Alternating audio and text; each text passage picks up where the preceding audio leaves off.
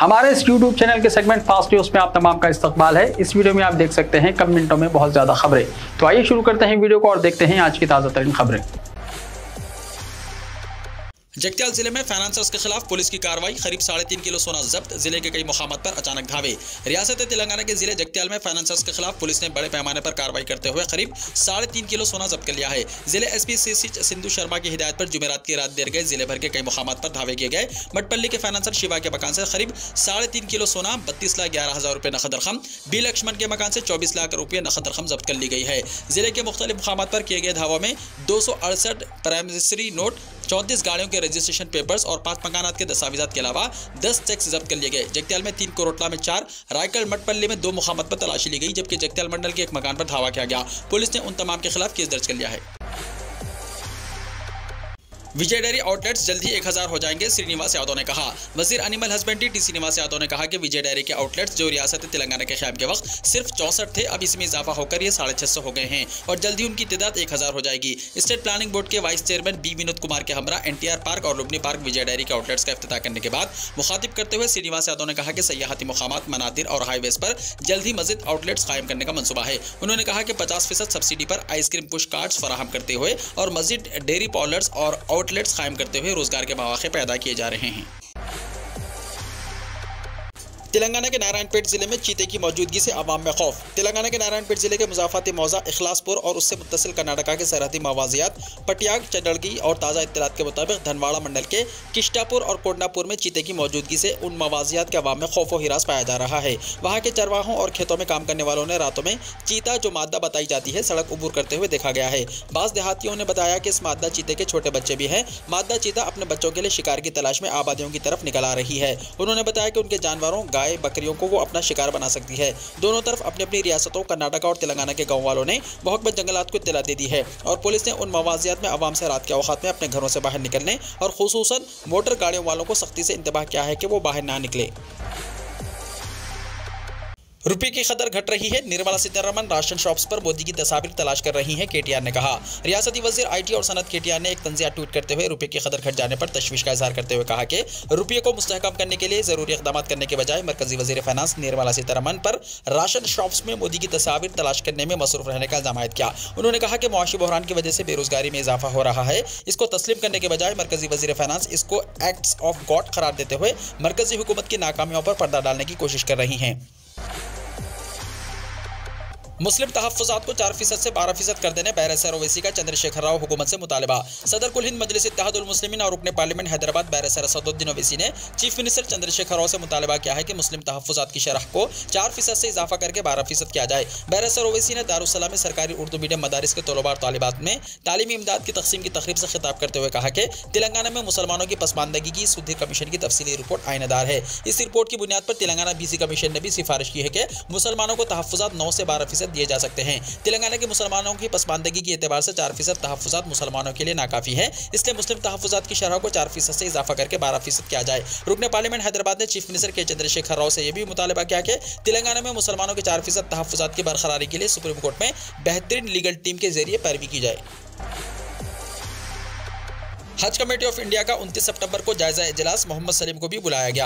हज committee of India में हज 2022 के कामयाब इनेकाद पर मुल्क के तमाम सुदून नशीन हज कमेटी और एग्जीक्यूटिव ऑफिसर के साथ जायजा इजलास तलब किया गया। चीफ एग्जीक्यूटिव ऑफिसर मोहम्मद याकूब शेख के मुताबिक जायजा इजलास 29 सितंबर को दिल्ली के कॉन्स्टिट्यूशन क्लब में मुनक्किद होगा। मरकजी वजीर अखिलती बहबूद श्रीमती स्मृति ईरानी सदारत करेंगी। वजारत अखिलती बहबूद के अहदेदारों के अलावा सदर नशीन हज कमेटी ऑफ इंडिया और दीगर अरकान शिरकत करेंगे। जायजा इजलास में तेलंगाना हज कमेटी के सदर नशीन अलहाज मोहम्मद सलीम को भी शिरकत की दावत दी गई। तेलंगाना में वक्फ की 75% जायदाद पर तजावुजात। तेलंगाना स्टेट वक्फ बोर्ड भारत का सबसे अमीर मुस्लिम औकाफी इदारों में से एक है, जिसकी जायदाद कम से कम 5 लाख करोड़ रुपए है, लेकिन इसकी दौलत महज कागजों पर है क्योंकि उसकी तकरीबन 75% अराजी तजावुजात की जद में है। वक्फ बोर्ड में कई दहाइयों की बदउनवानी, बदइंतजामी और बेकायदगियों और एक के बाद दीगर आने वाली हुकूमतों की बेहिसी ने हैदराबाद और रियासत के दीगर हिस्सों में वक्फ की अहम जायदादों की तबाही और तजावुजात पर इदारा खामोश तमाशाई बना हुआ है। मुस्लिम औकाफ के इदारे के पास बहुत सी जायदादों का कोई रिकॉर्ड नहीं है, जबकि हैदराबाद और इसके अतराफ में गुज़िश्ता 3 दहाइयों के दौरान जबरदस्त इक़्तिसादी सरगर्मियां देखने में आई हैं। वक्फ बोर्ड ने एक के बाद दीगर कई अहम जायदादें खो दी। कुछ मामलात में तो हुकूमत भी वक्फ अराजी पर तजावुजात करती हुई पाई गई। तेलंगाना में फैमिली प्लानिंग ऑपरेशन के दौरान खवातीन की मौत, 2 हुक्काम का तबादला, डॉक्टर के खिलाफ क्रिमिनल केस हुआ दर्ज।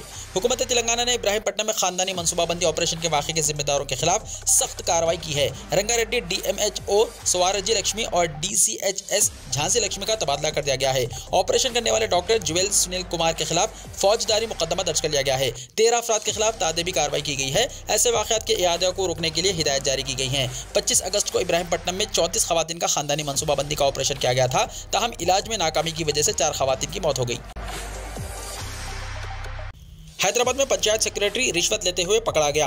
महकमे इंसदाद रिश्वत सताने के अहदेदारों ने पंचायत सेक्रेटरी को साबिक फौजी से तेलंगाना के करीमनगर टाउन में 90,000 रुपये रिश्वत लेते हुए पकड़ लिया। ACP के मुताबिक आसिफ नगर कोतापल्ली मंडल के पंचायत सेक्रेटरी U श्रीधर ने आसिफ नगर में सनती यूनिट कायम करने के लिए एतराज़ नहीं यानी NOC सर्टिफिकेट जारी करने के लिए 1 लाख रुपये की रकम बतौर रिश्वत साबिक फौजी से तलब की। बातज़ा उसने इस रकम को घटाकर 90,000 रुपये कर दिया। साबिक फौजी बातज़ा ACB से रुजू हुआ, जिसने पंचायत सेक्रेटरी को जाल बिछाकर रिश्वत की रकम तिरुपति से कबूल करते हुए RTC वर्कशॉप करीमनगर टाउन में गिरफ्तार कर लिया। 1 रुपये में मरीजों का बेहतरीन इलाज। हैदराबाद के रामनगर में वाक़ गंगा ग्यारी अस्पताल GG में सिर्फ 1 रुपये में इलाज फराहम किया जा रहा है। जैसे ही इस अस्पताल की खबर आम हुई तो GG अस्पताल में मरीजों की तादाद में इजाफा हुआ। सिर्फ आसपास के लोग ही नहीं बल्कि शहर के मुख्तलिफ इलाकों के लोग भी जोक दर जोक अस्पताल पहुँच रहे हैं। इलाज करवाने वाले मरीजों का कहना है कि उन्हें मामूली फीस पर बेहतर इलाज मिल रहा है। अगर आप बुखार या जुकाम के इलाज के लिए अस्पताल का रुख करते हैं तो डॉक्टर की फीस 400 रुपये से कम ना होगी। इसके अलावा गोलियाँ, इंजेक्शन और सिरप के अखराजात होंगे। ऐसे हालात में गरीबों को प्राइवेट अस्पताल में इलाज कराना काफ़ी मुश्किल होता है, लेकिन डॉक्टर सिर्फ 1 रुपया लेकर अस्पताल में गरीबों का इलाज करते हैं। हैदराबाद शहर के मुख्तलिफ इलाकों से मरीज 1 रुपया इलाज की वजह से अस्पताल आते हैं। अब हर कोई इस अस्पताल को उसके असली नाम से नहीं बल्कि 1 रुपया अस्पताल कह रहा है। जब भी मौसम बदलता है तो तरह तरह की बीमारियां हमलावर होती है। बारिश के मौसम में डेंगू, गर्मियों में मलेरिया और सर्दियों में सर्दी जैसी बीमारियां। ऐसे आम अलामत वाले लोग डॉक्टर से मशवरा करने के लिए शहर के किसी भी प्राइवेट अस्पताल जाते हैं और कंसल्टेंट फीस के तौर पर कम से कम 400 रुपये अदा करते हैं। इजाफी अखराजात में खून के टेस्ट, स्कैनिंग, एक्सरे वगैरह शामिल हैं। इसके अलावा इन्हें नुस्खे की दवाइयों पर ज़्यादा खर्चा करना पड़ता है, लेकिन ऐसी कोई फीस लिए बगैर हैदराबाद के कल्ब में वाक़े रामनगर में वाक़े गंग्यागारी अस्पताल यानी GG में सिर्फ 1 रुपये में इलाज फराहम किया जा रहा है। GG अस्पताल में orthopaedic department, gynaecology department, paediatric, general physician, general surgeon और डर्मेटोलॉजी डिपार्टमेंट है। इसके साथ साथ खून और पेशाब के टेस्ट भी किए जाते हैं। अल्ट्रासाउंड और एक्सरे यूनिट भी दस्तियाब है। GG अस्पताल की इंतजामिया का कहना है कि तशख़ीसी मरकज़ में तमाम लैब टेस्टों के लिए सिर्फ 50% रियायती फीस वसूल की जा रही है। डॉक्टर्स के मुआयने के बाद अगर वहाँ वाक़ फार्मेसी से दवाएं खरीदी जाए तो 40% रियायत दी जाती है। अस्पताल इंतजामिया का दावा है कि वो अस्पताल में बिस्तरों के लिए भी मामूली फीस वसूल कर रहे हैं। चेयरमैन गंगाधर गुप्ता ने कहा कि गंग्यारी गाड़ी अस्पताल गरीबों को कम कीमत पर तिब्बी इलाज फराहम करने के ख्याल से दस्तयाब कराया गया था। मोहन भागवत इस मुल्क के राष्ट्रपिता नहीं हो सकते, मुश्ताक मलिक ने कहा।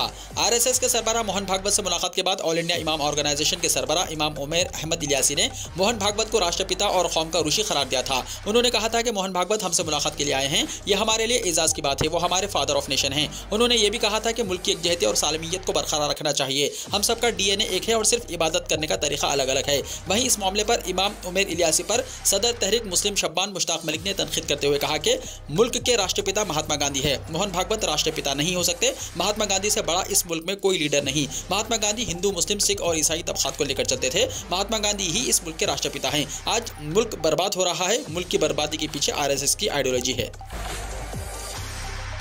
मुंबई में टैक्सी और ऑटो के किराए में हुआ इजाफा। महाराष्ट्र के रियासती ट्रांसपोर्ट डिपार्टमेंट ने 1 अक्टूबर से टैक्सियों का कम से कम किराया 3 रुपये और ऑटो रिक्शा किराए में 2 रुपये बढ़ाने पर इत्तेफाक किया है। महकमे ट्रांसपोर्ट के हुक्काम ने कहा है कि पीर को Mumbai metropolitan region transport authority यानी MMRTA के जरिए इस फैसले की मंजूरी दी जाएगी। टैक्सी कैब का मौजूदा कम से कम किराया 25 रुपये है, जबकि ऑटो रिक्शा के लिए ये 21 रुपये है। नया कम से कम किराया बितरतीब 28 रुपये और 23 रुपये होगा। मुंबई टैक्सी मेन यूनियन यानी MTU के रहनुमा AK क्वार्टर्स ने कहा कि रियासती हुकूमत ने MMRTA की मंजूरी के बाद जुमे को टैक्सियों और ऑटो रिक्शा के किरायों पर नजरसानी करने पर इत्तेफाक किया है। उत्तराखंड की अंकिता भंडारी की लाश चेला बैराज से हुई बरामद। अंकिता भंडारी कत्ल केस से पूरी रियासत हिल गई है। हफ्ते की सुबह चेला पावर हाउस बैराज से SDRF की टीम ने अंकिता की लाश बरामद की। लाश काफी खराब हालत में है। अंकिता के घर वालों ने उसे उसके कपड़ों से शनाख्त की है। पुलिस अंकिता की लाश की शनाख्त रिजॉर्ट के अमले से भी करवाएगी। काबिल जिक्र के चेला के करीब वनंतरा रिजॉर्ट की रिसेप्शनिस्ट अंकिता भंडारी 19 साल को 18 सितंबर को रिजॉर्ट के मालिक और उसके 2 दीगर साथियों ने नहर में धक्का देकर कत्ल कर दिया था। अंकिता भंडारी को तलाश करने के लिए जल विद्युत निगम ने नहर का पानी बंद कर दिया था। SDRF के इंस्पेक्टर कुविंदर सिंह सिचवान ने बताया कि अंकिता के वालिद और भाई ने कपड़ों से लाश की शनाख्त की है। वालिद और भाई ने बताया है कि लाश पर कपड़े और दीगर अशिया अंकिता के हैं। पुलिस ने मुलजिम रिजॉर्ट के मालिक पलकत आर्या और उसके दीगर 2 साथियों को गिरफ्तार कर लिया है। दूसरी जानिब गैर कानूनी तौर पर बनाए गए इस रिजॉर्ट को गिराने के लिए बुलडोजर चलाए जा रहे हैं। जम्मू एंड कश्मीर में आइंदा महीने से इलेक्ट्रिक ट्रेन शुरू होने का इम्कान। जम्मू एंड कश्मीर में पहली बानिहाल से बारामूला तक इलेक्ट्रिक रेल शुरू की जा रही है। इलेक्ट्रिक ट्रेन सर्विस शुरू होने से लोगों में खुशी की लहर है। लोगों का कहना है कि इंतजामिया को चाहिए कि जल्द से जल्द ये ट्रेन सर्विस शुरू की जाए। ट्रेन शुरू होने से वक्त की बचत होगी, जबकि फिजाई आलूदगी में भी कमी आएगी और आवाम कम किराए में सफर कर सकेंगे। वादी कश्मीर में अगले महीने अक्टूबर से बानिहाल बारामूला रेल कॉरिडोर पर पहली मरतबा इलेक्ट्रिक ट्रेन दौड़ेगी। 137 किलोमीटर तवील बानिहाल बारामूला लिंक को 2 अक्टूबर से इलेक्ट्रिक रेल से जोड़ा जाएगा। अब आप मुफ्त में नहीं कर पाएंगे व्हाट्सएप कॉल। आइए डालते हैं मोदी हुकूमत के जरिए जारी मुसव्वदे पर एक नज़र। क्या आप भी अपने दोस्तों, रिश्तेदारों या फिर किसी दीगर से बात करने के लिए अक्सर व्हाट्सएप कॉल का इस्तेमाल करते हैं? अगर हाँ, तो फिर बहुत जल्द इसके लिए पैसा खर्च करने के लिए तैयार हो जाइए। दरअसल जल्द ही मुल्क में ऐसा निज़ाम नाफिज होने वाला है जिसके तहत न सिर्फ व्हाट्सएप कॉल करने के लिए पैसा खर्च करना होगा, बल्कि फेसबुक के जरिए कॉल करने पर भी जेब ढीली करनी होगी। व्हाट्सएप के जरिए अगर आप लोगों से बात करते हैं या उन्हें मैसेज भेजते हैं तो ये अब आपको फ्री में नहीं मिलेगा। मरकज़ की नरेंद्र मोदी हुकूमत ने लोगों से राय जानने के लिए टेलीकॉम बिल का मुसव्वदा जारी किया है। बिल में प्रोविजन है कि व्हाट्सएप और फेसबुक के जरिए कॉल और मैसेज भेजने को टेलीकॉम सर्विस माना जाएगा, जिसके लिए कंपनियों को लाइसेंस लेना पड़ेगा। मुल्क की टेलीकॉम कंपनियां लगातार इस बात की शिकायत करती रही हैं कि व्हाट्सएप और फेसबुक जैसे प्लेटफॉर्म की जानिब से सारिफिन को मैसेज और कॉल करने की सर्विस देने से उन्हें नुकसान हो रहा है। लोगों की राय जानने के लिए बिल के मसवदे को आम किया गया है। आप 20 अक्टूबर तक इस बिल के प्रोविजंस को लेकर राय दे सकते हैं। हिंदुस्तान में 5G सर्विस के इफ्तिताह की तारीख का हुआ ऐलान। हुकूमत के नेशनल ब्रॉडबैंड मिशन ने तेज रफ्तार इंटरनेट खिदमत 5G के मुंतज़िर लोगों को खुशखबरी सुनाई है। नेशनल ब्रॉडबैंड मिशन ने इत्तला दी है कि वज़ीर-ए-आज़म नरेंद्र मोदी हिंदुस्तान में 21 अक्टूबर को प्रगति मैदान में इंडिया मोबाइल कांग्रेस में 5G खिदमत शुरू करेंगे। उसने एशिया की सबसे बड़ी टेक्नोलॉजी नुमाइश इंडिया मोबाइल कांग्रेस में 5G खिदमत शुरू करने का ऐलान किया है। मुंबई में बढ़ रही है सांस की बीमारी। मुल्क की इक़्तिसादी राजधानी मुंबई और उसके मुज़ाफ़ात में गुज़िश्ता चंद दिनों से मौसम में तेज़ी से तब्दीली देखने में आई है। कभी धूप और कभी मतलाबर आलूद होने की वजह से हवा का मियार बुरी तरह मुतासिर हुआ है। ऐसे माहौल की वजह से सांस की बीमारियां बढ़ रही हैं। मौसम के बदलते मिजाज और आलूदा हवा की वजह से बुखार, नज़ला, खांसी जैसी मुतअद्दी बीमारियां बढ़ने का खतरा है। खासतौर पर बच्चों और बुजुर्गों को गर्म से सर्द मौसम में मुंतकिली के दौरान ज़्यादा मोहतात रहने की ज़रूरत है। बच्चों और बुजुर्गों में क़ुव्वत मुदाफ़ियत कम होती है, इसलिए वो इन्फेक्शन और वायरस का शिकार होते हैं। इन्फेक्शन मुख्तसर वक्त में और शदीद शक्ल में जाहिर होते हैं। मुतासरा शख्स को बार बार नज़ला खांसी हो सकती है। इस दौरान डिस्पेंसरियों और अस्पतालों में जुकाम और खांसी के मरीजों का हुजूम देखा जा रहा है। तिब्बी माहिरीन के मुताबिक आम खांसी में वायरस के मरीजों की तादाद में इजाफा हो रहा है। हज कमेटी की तश्कील के लिए सुप्रीम कोर्ट ने रियासतों को दी मजीद 4 हफ्तों की मोहलत। हज कमेटी की तश्कील के सिलसिले में दायर अर्जी की समाअत करते हुए अदालत उज़्मा ने दिल्ली समेत कई रियासतों को 4 हफ्ते की मजीद मोहलत दे दी है। अदालत उज़्मा ने दिल्ली, महाराष्ट्र, मध्य प्रदेश हुकूमत को 4 हफ्तों का मौका देते हुए ये सवाल किया कि उन्होंने स्टेट हज कमेटी अब तक क्यों नहीं तश्कील दी। इसके लिए वो 4 हफ्ते के अंदर हलफनामा दाखिल करें। हज कमेटी ऑफ इंडिया के साबिक़ मेंबर हाफिज नौशाद अहमद आज़मी की स्टेट हज कमेटी और मरकजी हज कमेटी की तश्कील के सिलसिले में दायर अर्जी की कल देर शाम जस्टिस अब्दुल नज़ीर और जस्टिस के रामा सुब्रमण्यम की बेंच ने समाअत करते हुए ये सख्त हिदायत जारी की हैं। दिल्ली जल बोर्ड घोटाला, करोड़ों की हेराफेरी मामले में एलजी सक्सेना ने दिया तहकीकात का हुक्म। अफसरान पर एफआईआर हुई दर्ज। दिल्ली के लेफ्टिनेंट गवर्नर कुमार सक्सेना ने दिल्ली जल बोर्ड के अफसरान के खिलाफ एफआईआर दर्ज करने का हुक्म दिया है। जराये के मुताबिक 2012 से 2019 के दरमियान सारिफिन से जमा किए गए 20 करोड़ रुपए की बिल की रकम दिल्ली जल बोर्ड के खाते में नहीं पहुंची। लेफ्टिनेंट गवर्नर ने चीफ सेक्रेटरी को एफआईआर दर्ज करने का हुक्म दिया है। डीजेबी के ओहदेदारों और कॉरपोरेशन बैंक अब यूनियन बैंक ऑफ इंडिया के साथ मिली भगत से बोर्ड के 20 करोड़ रुपए की मुबैना धोखाधड़ी के सिलसिले में एफआईआर दर्ज करने का हुक्म दिया गया है। जराये के मुताबिक दिल्ली के नायब वज़ीर आला मनीष सिसोदिया ने गुज़िश्ता हफ्ते दिल्ली जल बोर्ड के सीईओ को अफसरान की जांच करने और इस मामले में सख्त कार्रवाई करने का हुक्म दिया था। ख़वातीन महफूज होंगी तभी मुल्क तरक्की करेगा। मुरादाबाद और उत्तराखंड में ख़वातीन के साथ हुए वाक़यात पर राहुल गांधी फिक्रमंद। मुरादाबाद और उत्तराखंड में ख़वातीन के साथ पेश आए अफसोसनाक वाक़े पर कांग्रेस के साबिक़ सदर राहुल गांधी ने फिक्रमंदी जाहिर की है। उन्होंने इस सिलसिले में एक ट्वीट करते हुए लिखा है कि मुरादाबाद और उत्तराखंड में ख़वातीन के साथ जो वाक़यात पेश आए हैं उसने सबका दिल दहला दिया है। मैं भारत जोड़ो यात्रा में कई बासलाहियत बच्चियों और ख़वातीन से मिल रहा हूँ, उन्हें सुन रहा हूँ। एक बात साफ है, हमारा हिंदुस्तान तभी आगे बढ़ेगा जब मुल्क की ख़वातीन महफूज होंगी। केजरीवाल हुकूमत के पास तालीम का मॉडल नहीं बल्कि फ्रॉड और मॉडलिंग का है, कांग्रेस ने कहा।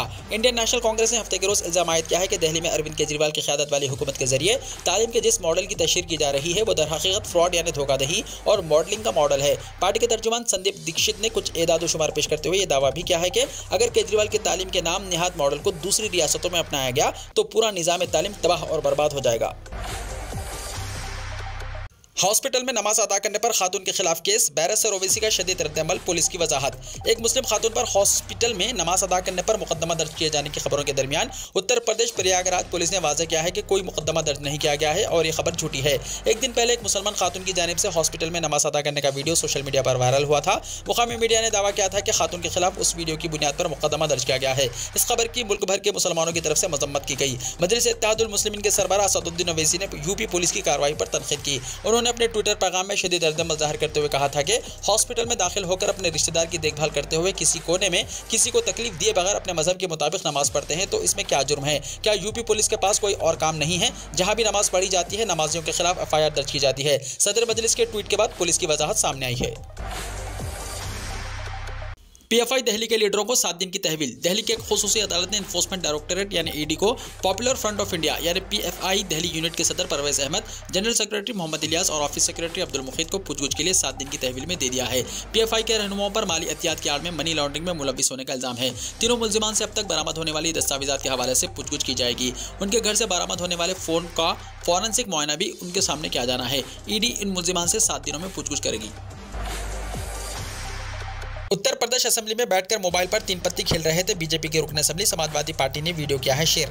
आपको तो याद ही होगा कि जब कर्नाटका में बीजेपी के रुकन असेंबली मोबाइल पर फहश वीडियो देखते हुए नजर आए थे, जिसको लेकर खूब हंगामा भी मचा था। अब ताज़ा खबर यह है कि यूपी असेंबली में बीजेपी के रुकन असेंबली मोबाइल पर 3 पत्ती यानी ताश खेलते हुए देखे गए हैं। उत्तर प्रदेश की महोबा सीट से बीजेपी के रुकन असेंबली की ताश खेलते हुए ये वीडियो समाजवादी पार्टी के ट्विटर हैंडल से शेयर किया गया है। वीडियो के साथ लिखा गया है कि महोबा से बीजेपी MLA असेंबली में 3 पत्ती गेम खेल रहे हैं। कर्नाटका में बीजेपी के रुकन असेंबली मोबाइल पर पॉर्न देखते पाए गए थे। समाजवादी पार्टी की मीडिया विंग ने इस पोस्ट में बीजेपी को तनकीद का निशाना बनाते हुए लिखा कि बीजेपी अराकीन असेंबली को अवामी मसाइल से कोई लेना देना नहीं है। ये सिर्फ बदउनवानी, इस्मतदरी और फालतू गेम्स में मुलविस हैं। ये बीजेपी अवामी खादिम और अवामी नुमाइंदे हैं। शर्मनाक। ये पोस्ट 24 सितंबर को शेयर किया गया है, जिस पर तरह तरह के तबसरे सामने आ रहे हैं।